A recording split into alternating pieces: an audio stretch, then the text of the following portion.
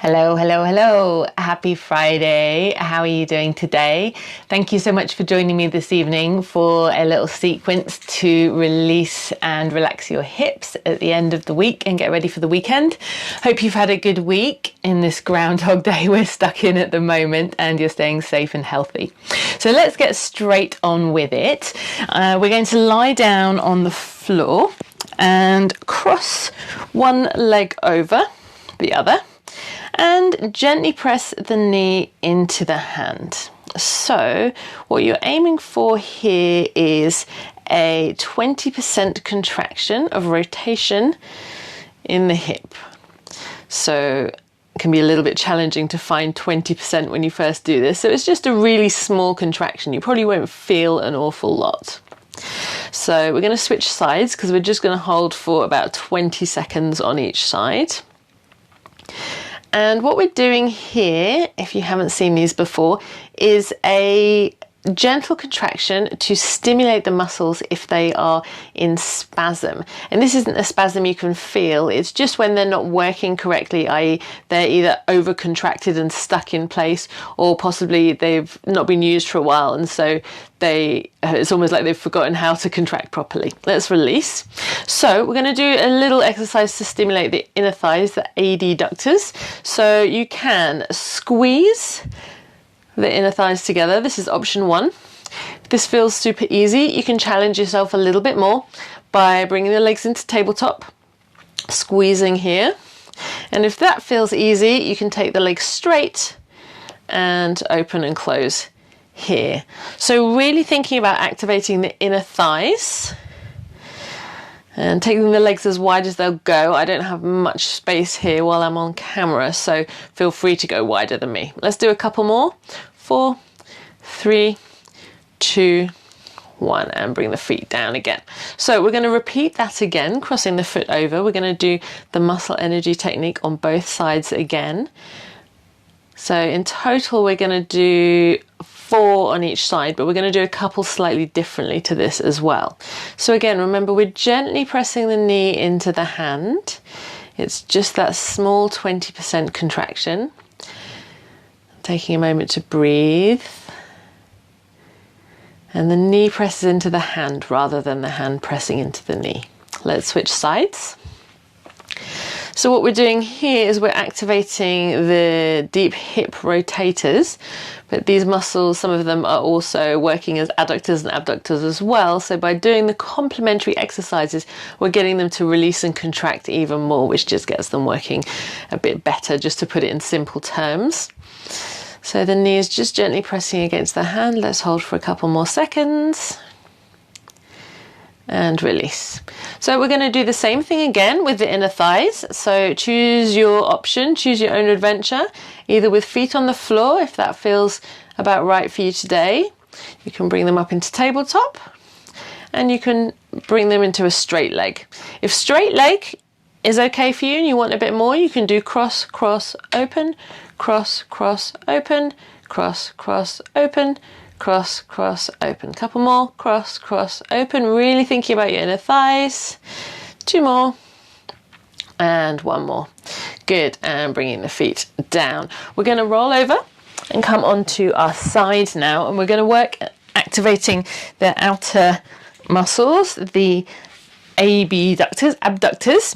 So we're going to do a little side bridge here. So really tucking the upper arm into your torso, squeezing the muscles around the shoulder, and then using the muscles in the side of the leg and hip to lift the hip up off the floor. Obviously your muscles in the side of the body here are working too, so it's a really great all-round exercise, this one, but we're really focusing on these muscles in the hip here. You could always do this one on your elbow as well if you have any hip issues. So really getting that hip nice and high, and if you can just touch the hip down in between, that's great, but if you need to sit down in between each one while you're building the strength, that's totally fine. Let's do 1 more and then switch sides. So swinging the legs around and really making sure that you're contracting around the shoulder muscles to keep the shoulder safe here, gripping the floor with your fingers and then lifting the hip up off the floor. And make sure you're breathing. I have no idea how many I did on the other side, but we're going to do 8 on this side. And 2 more. Last one. And release. So we're going to do muscle energy technique again, a little bit different. Both hips at the same time. Feet together, hands on the knees, and gently pressing the knees up into the hands. So I love this version as it gets both hips done at the same time. I'm all down for doing things efficiently.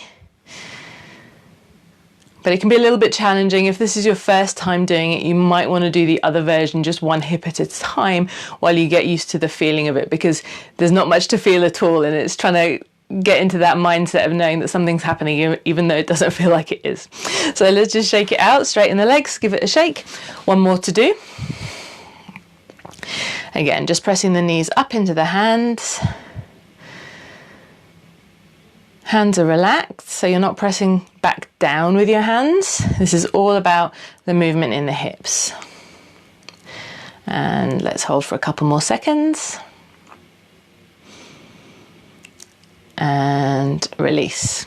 So let's do another exercise to activate the adductors and abductors.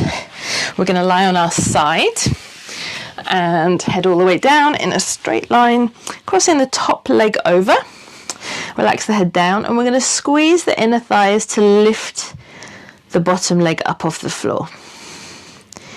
So really focusing on lifting using the inner thigh muscles. Try and relax the foot. Sometimes the foot wants to try and help and lift the leg up off the floor with this one. So even if it feels like a really small movement to start, just really focus on those inner thighs. Let's do one more. And top leg now for the abductors, squeezing up and squeezing down. Stabilizing yourself using your core muscles. Really make sure that top hip is stacked on top of the bottom hip. Placing your hand there, make sure it doesn't roll back. That's cheating. You can support yourself in the front here as well. And yeah, I'm seeing a couple of likes come through. Thank you very much if you're watching. Hopefully you're enjoying this. Let's do a couple more. And we're going to switch sides to finish off. So coming up to sitting, swing the legs around, or you can just roll over if you prefer. So if you are having any tightness in your hips, let's lift the bottom leg.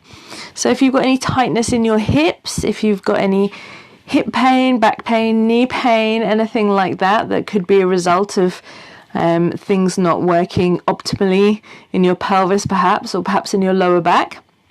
I'm opening up my Strong Motion program this week. It's a bespoke program, so just individualized for everybody, to really look at what you need and what I can do to help you, using exercises like these, but also a little bit of dance practice as well.